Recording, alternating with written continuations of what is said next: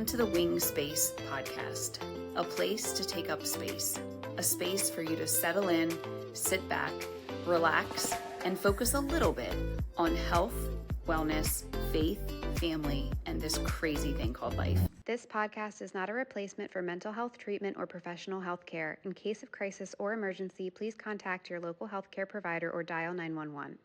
Hey there, and welcome to the Wing Space podcast, a place to take up space. We are diving into this topic during the month of September related to we've got your six. The idea that we here at Hope and Healing, our community here, has your back.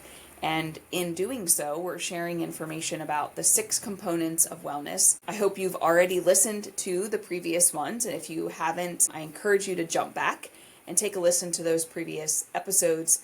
Today we're going to talk about occupational and financial wellness.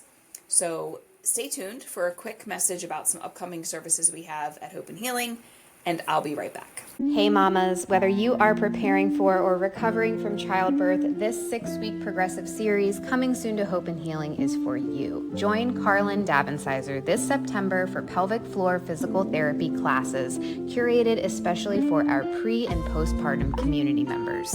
If you experience pelvic floor symptoms, diastasis, or pelvic, hip, and back pain, the movements and exercises will be beneficial for your core and pelvic floor. To register or ask questions, email admin@hopehealingtherapy.com. All right, so welcome back, and thanks for joining me today as we're talking about occupational and financial wellness. They can be 2 separate things, but very likely they also go hand in hand, right? Because our financial wellness is very likely linked to occupational wellness. So what in the world is occupational wellness? As with the previous episodes, I want to give credit where credit is due, and the University of New Hampshire has some really great resources related to the various components of wellness. And with regards to occupational wellness, this is the idea that you're pursuing a career path that supports your goals, your professional growth, your success, and it just feels good to do what you do. You're getting some intrinsic reward, maybe some extrinsic reward, right? Like it feels good inside to do what you're doing, and it matches with who you are in terms of your character and also your goals for your life. So doing something that we find motivating and interesting, understanding how to balance this idea of work and life. And there's a lot of people that talk about, work-life balance and what is that? And I think sometimes it's talked about so much that it doesn't get as much credit as it should, because it's a phrase that's thrown out there so often.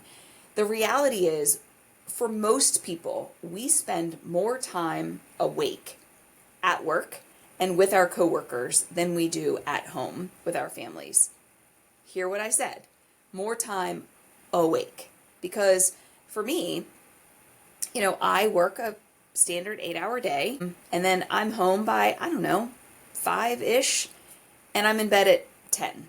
So I'm working 8 hours, and I just spent 5 hours awake at home. So, the mornings count too, because obviously we're up and we're getting ready for the day and stuff. So maybe for some people it's about the same equal amount, depending on what your days look like. But how are we enjoying our life with our family and our friends while we are also contributing to our professional development and career, and subsequently making the money that helps support that life that we are living outside of work?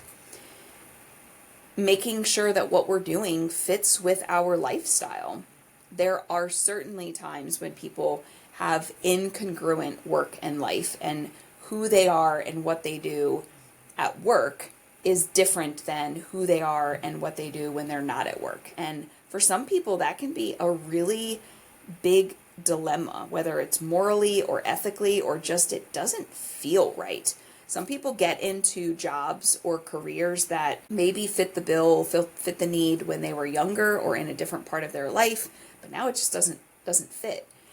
And sometimes we have to explore that to make sure that we're not living kind of 2 separate lives and putting our emotional wellness in this weird juxtaposition in terms of things don't fit. Obviously, we want to communicate with other people, we want to collaborate, we want to talk to people about our professional goals and who we are and what we want to do. The whole idea of like, who do I want to be or what do I want to do when I grow up? Some of us are still trying to figure that out. But we talk to people and we have conversations about what that looks like so that we can find that balance, find what works for us.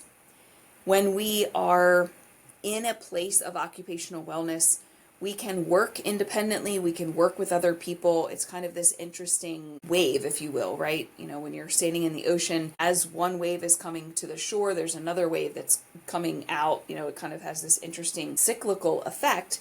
And when in our professional capacity, we need to be able to work independently and work with other people and feel like there's this nice flow happening rather than it's very solid and very rigid in terms of the changes, the going back and forth. I know for me, when I am feeling inspired and it just feels good what we're doing and there's progress and there's accomplishments, then I feel like occupationally it's good, right? There can be challenges along the way because sometimes achieving and overcoming the challenge is a part of feeling that inspiration. And just at the end of the day, knowing that you've done good work. My brother and I had a conversation one time, and he's a business guy. He's a numbers guy.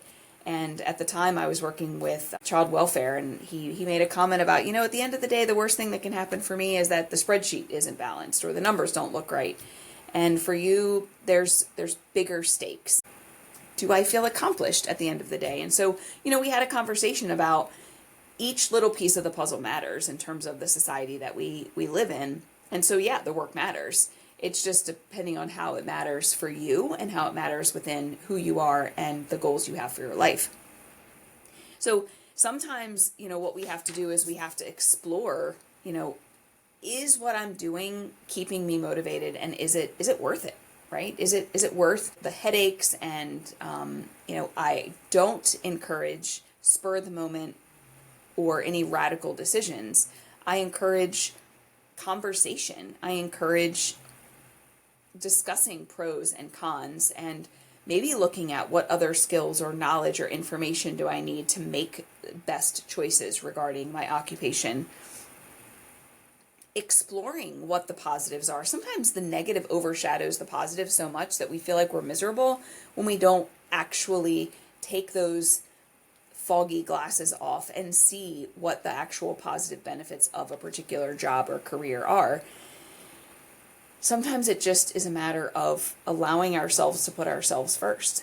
Work can still be very important, but we have to take care of ourselves. And that goes back to, what are we doing in the time that we're not at the office? What are we doing in the time that we're not at the job site, so that we can take care of ourselves and make that time meaningful while we're doing the job that maybe we didn't really enjoy, but now we can see it through a different perspective. Writing out goals, accomplishments, really giving yourself kudos where kudos are due. And sometimes we have to talk to people. Maybe a career counselor can be helpful. There's lots of free resources that are available. Again, I'm not suggesting that anyone make any grand occupational changes, but sometimes we feel miserable in life, or we don't feel fulfilled, or we don't feel happy, and we don't take the time to explore what that really means and where that is coming from. So is it coming from our social life? Is it coming from our emotional wellness and the way that we're managing our emotions and engaging with other people? Is it coming from our work? Is it coming from other things? Like what's feeding into this sense that I don't feel well or I'm not happy? For some people, with regards to occupational wellness, that is a financial impact.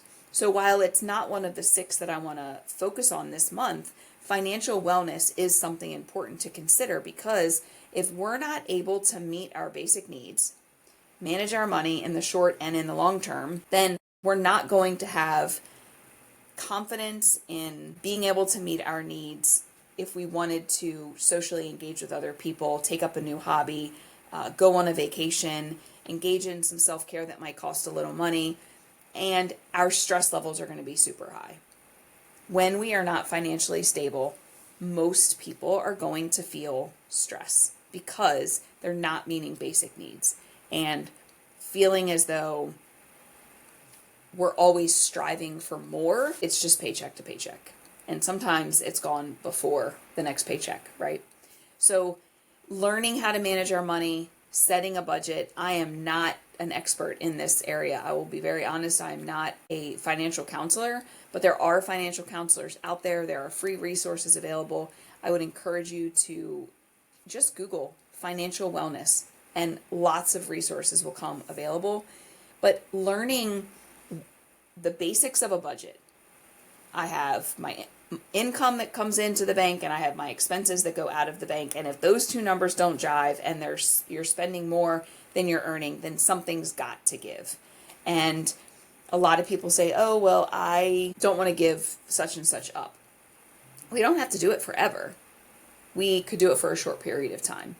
So maybe every time I want to stop at a local establishment and buy a warm beverage in the fall, hint, hint, pumpkin spice season is upon us, I'm going to say, okay, that's going to cost me $7. So I'm going to take that $7 and I'm going to put it in an envelope and I'm going to make coffee at home. Maybe I'm saving up for something that's going to cost, I don't know, $35, $40. I could have that in a matter of just a couple weeks if I choose to not get that nice warm beverage and choose to take that money and put it into a savings. Just looking at what are our expenses and what is our income and are they balancing each other? Not living beyond our means, not living beyond what the income is that we have, because then what happens is that we end up with high debt and then that causes more stress, more capacity or feeling as though we don't have the capacity to do the things that we want to do, which also impacts those other components of wellness that we've talked about. So learning about debt, learning about credit, learning about the ratios between the two. It doesn't have to be going to college for your MBA to understand these things. Free resources are available. And here's the other thing. Having conversations with the people around you, the people that you share a bank account with, or the people that you live in a house with, and talking to them about, this is the money that comes into the home and into the bank. This is the money that we're spending. We need to fix something here. We need to either spend less or make more money. And through having those conversations, it can impact other components of wellness. And if you are not pleased with your occupation because you're not making enough money, then that obviously impacts your financial wellness. So maybe what it's about is looking at another job opportunity that might make more money, more bring home, more money in the bank, so that you can then feel less stress regarding financial wellness. It's really interesting to talk to you about these components of wellness because I really can't talk about one without talking about all of them. As I've stated before, we're looking at emotional wellness, social wellness, occupational and financial wellness. Upcoming will be intellectual, spiritual, and physical. They are all interconnected. I know that you have probably remember from, middle school science when we talk about Venn diagrams and we've got all these circles and all of the circles interconnect in some way. Everything impacts the rest of it.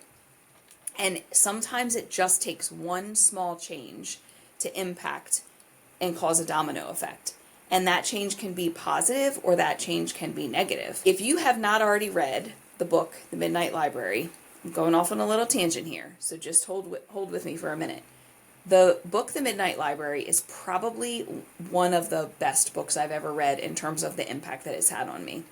And I'm not going to talk about the book. I'm going to talk about one of the components of this book, and that is, there's a quote in the book that's said several times, and it says, never underestimate the big importance of small things.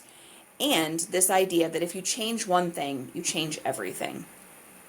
I remember one time somebody asked me, are you glad that you had your first job outside of grad school? Did you like that choice? And the truth of the matter is whether I liked that choice or not is really irrelevant to me now, because it was in that job that I met my husband.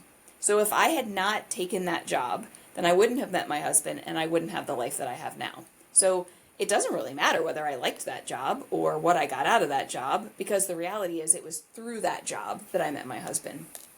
If I wouldn't have taken that job, I don't know that I would have met my husband. Now, we can talk about, if we were meant to be, we would have met other places, whatever.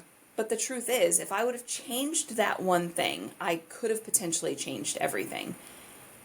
But just imagine, if I change one thing, do I have then the power and the capacity to change other things? So if you're financially strapped and things are not looking good in terms of the income and the output, income and expenses, what can I change in the expense category that's going to leave more money to be able to pay for the other expenses?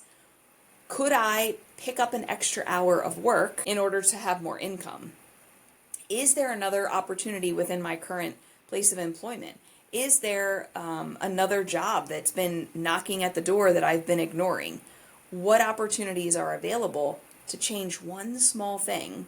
It could be a big thing, but even if it is just a small thing, what's that one small thing I can change that could potentially positively impact everything after? Might have felt like a little bit of a rant today, but the really important thing I want you to think about is what we do matters.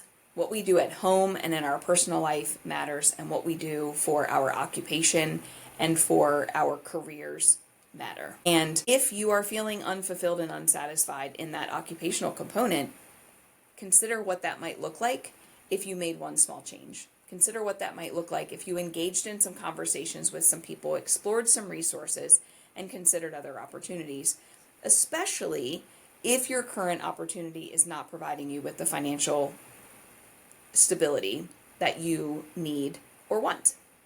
So I really appreciate you listening today. I hope that you're finding these conversations about wellness helpful. Even if you take a small little nugget with you, I would encourage you to consider. As always, I'm open to your ideas and suggestions, so feel free to shoot me an email, jennifer@hopehealingtherapy.com. Shoot us a DM on our socials through Instagram or Facebook, and stick around for more components of wellness to come. Thanks for listening and have a great day.